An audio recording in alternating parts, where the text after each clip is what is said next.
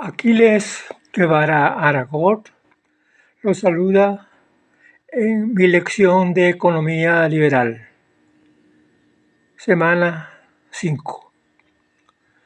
Polilogismo, como lo indica su nombre, significa muchas lógicas.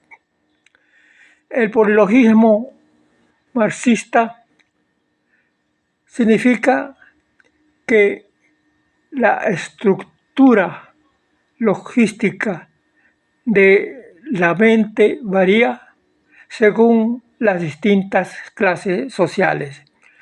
Es decir, que la clase social proletaria tiene una manera de pensar que es distinta a la clase social burguesa, y la clase social capitalista tiene una manera social de acuerdo a sus propios intereses, los cuales son distintos a la proletaria.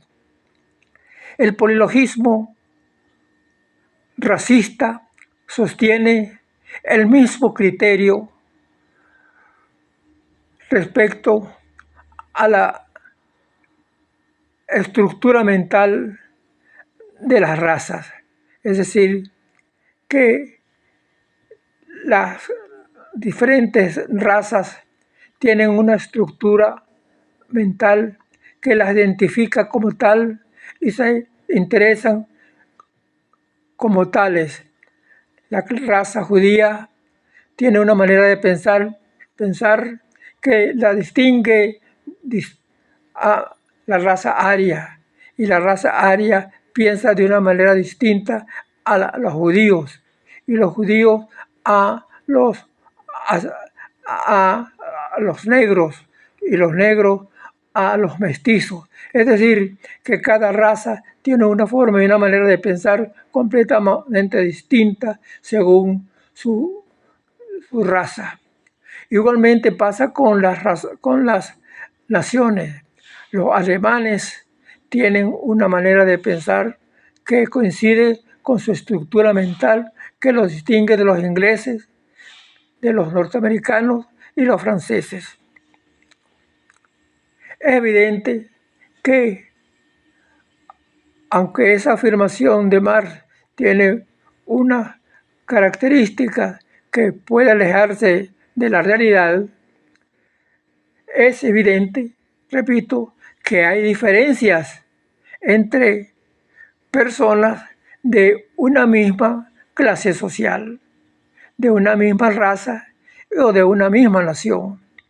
Dentro de una misma clase social burguesa hay diferencias entre diferentes ricos que se interesan por su propia riqueza, que protegen sus propios intereses.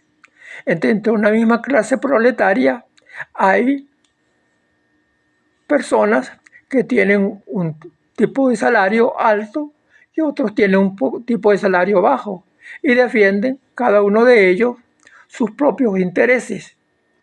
De allí que hay una gran diferencia dentro de las propias clases que defienden sus propios intereses. La teoría de los costos comparativos de David Ricardo, según los marxistas, es incorrecta porque David Ricardo era de la clase burguesa y entonces pertenecía a una raza burguesa, no era proletario. En consecuencia, esa concepción era equivocada. Pero según un judío, era también equivocada, por cuestiones racistas, porque David Ricardo era judío. Y según un alemán, también estaba equivocada, porque David Ricardo era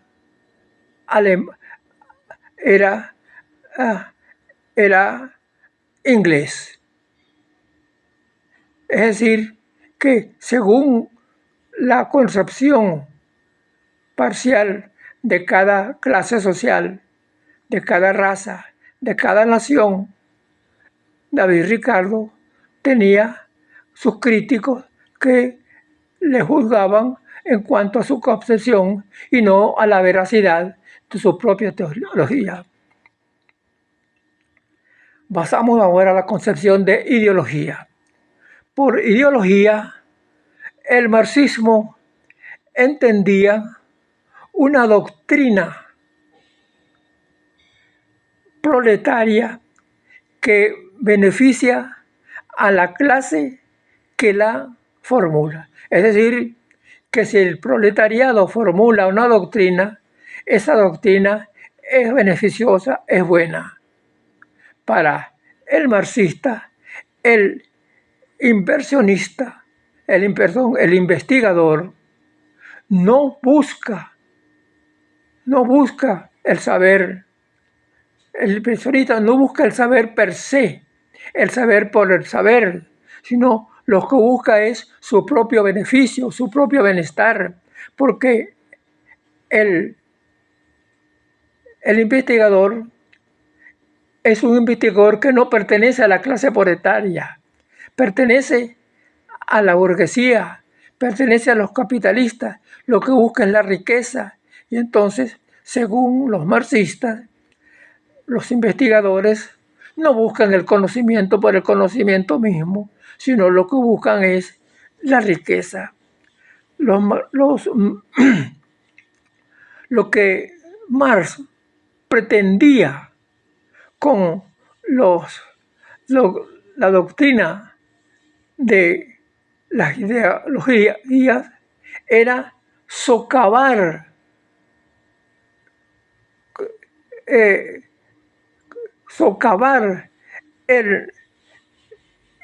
conocimiento y el prestigio que tenía para la época la economía, porque la economía de la época era la que propiciaba, era la economía,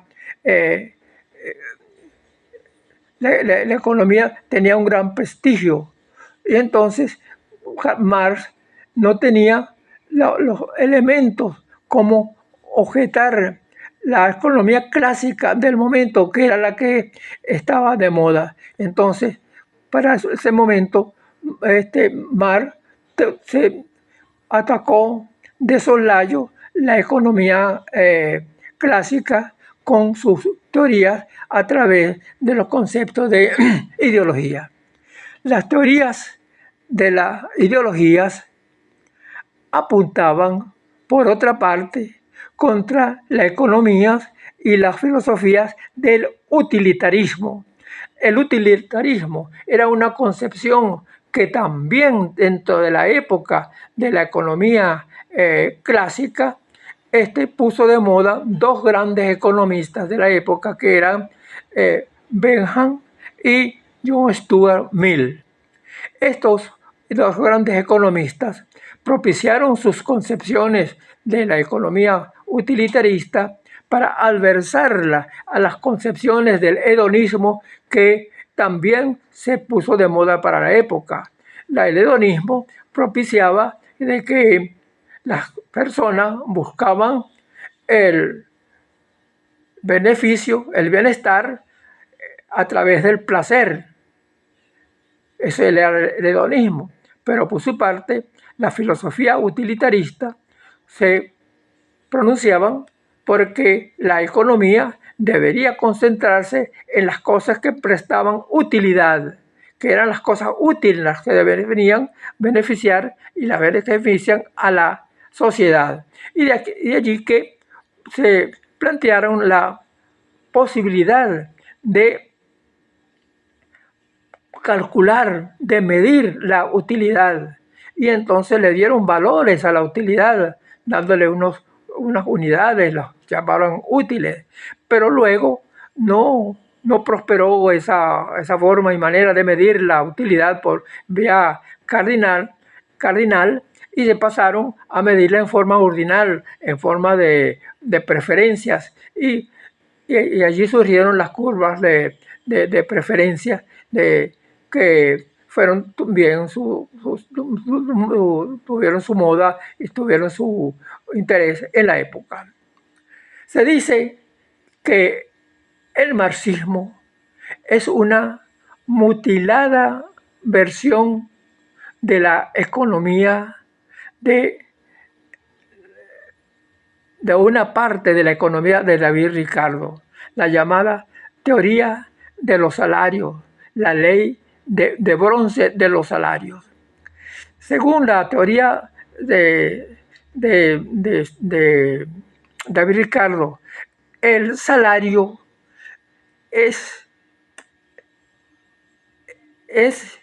debe mantenerse a nivel de subsistencia de los trabajadores. Ese nivel de subsistencia debía ser el nivel natural, porque allí se mantiene el nivel de equilibrio de los mercados. Si ese nivel de subsistencia, ese nivel natural se modifica, se pierde el equilibrio.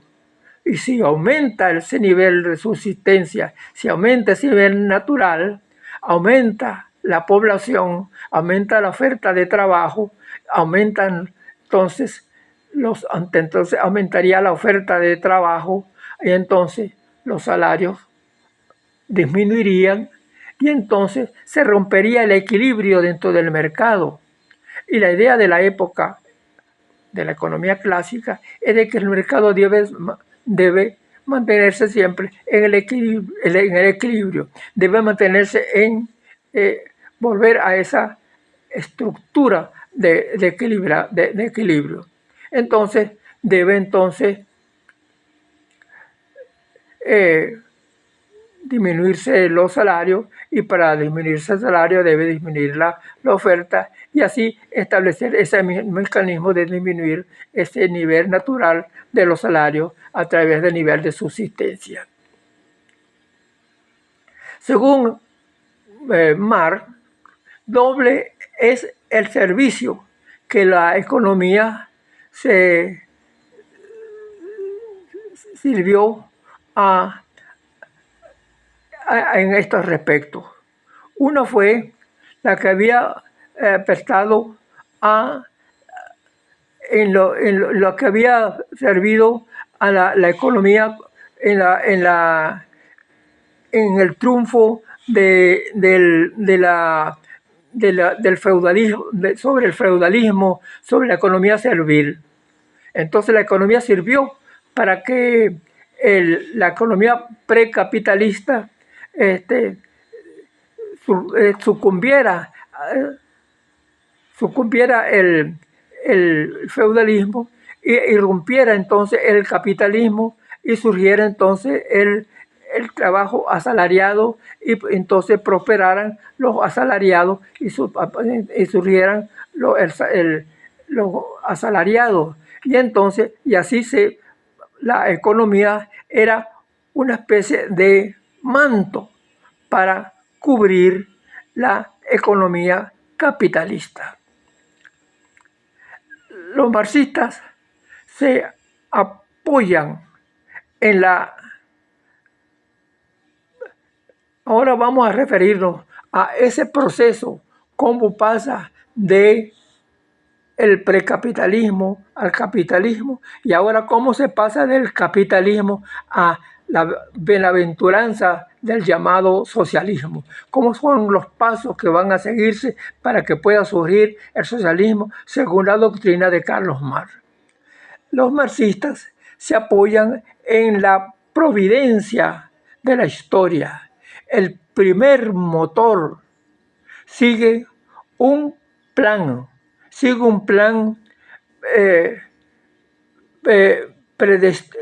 predeterminado, etapa tras etapa. Van guiando ese primer motor o ese motor va guiando a la humanidad hasta conducirlo paso a paso, poco a poco, hasta la bienaventuranza del esperado socialismo. Cada una de esas etapas intermedias viene determinada por los conocimientos técnicos de la respectiva época. Las demás circunstancias que rodean ese proceso son la superestructura, la cultura, las leyes, la moral, los principios éticos. Ahora bien, el taller manual engendró la sociedad feudal y la máquina de vapor fue la que engendró el capitalismo.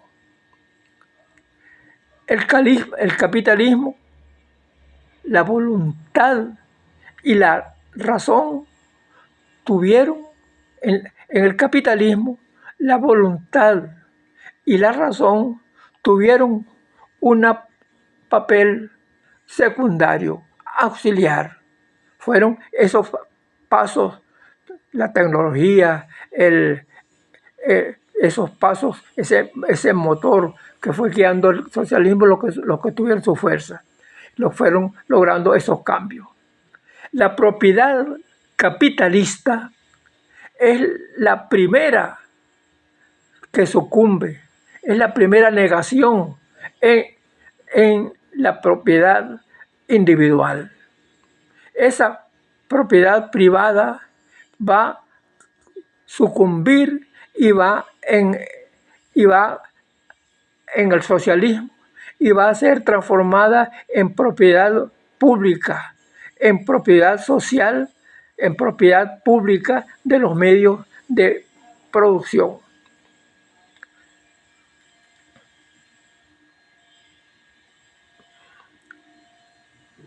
Se dice que los marxistas consideran que es errónea toda doctrina cuya autor no sea de origen proletario. O sea que para que una doctrina tenga veracidad, para que una doctrina tenga autenticidad, tiene que originarse en el proletariado.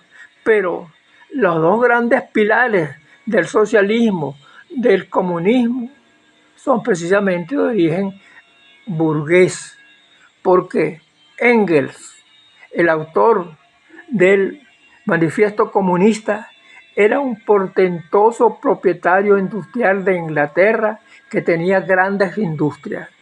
Y Marx, el autor del Capital, era un burgués que se paseaba entre Alemania e Inglaterra dentro de concepción burguesa y pertenecía a la alta burguesía de la época. O sea que ni uno ni el otro pertenecían al proletariado. Todo lo contrario, eran dos grandes burgueses y nada de proletariado. Lo que puede conocer la humanidad por el filtro de la razón,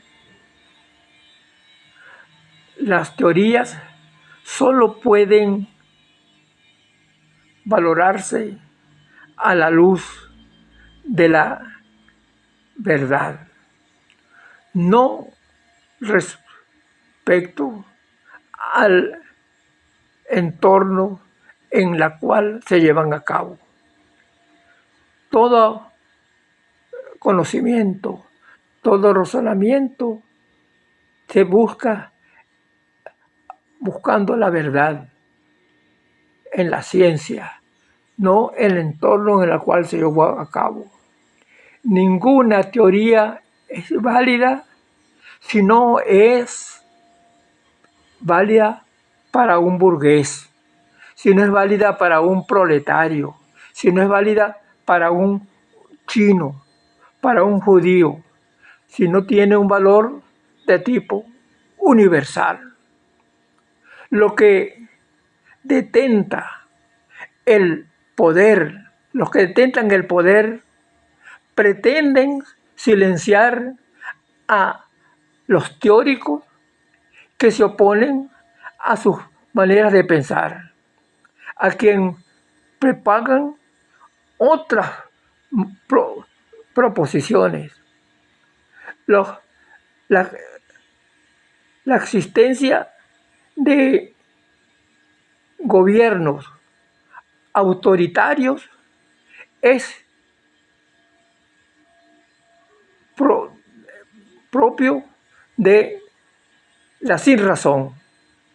Acudir a la sinrazón, a la fuerza, a la policía, no basta para predicar la veracidad de las maneras de pensar, de las ideas. Quien a ello apela es porque no tiene verdadera razón y no tiene consistencia en sus propias ideas. El uso de la razón le ha permitido al hombre alcanzar todos sus logros. Eso es lo que ha hecho al hombre a través del tiempo. Es mi palabra, queridos amigos, queridos hermanos. Me despido hasta el próximo miércoles en una nueva y próxima lección de economía liberal. Muchísimas gracias.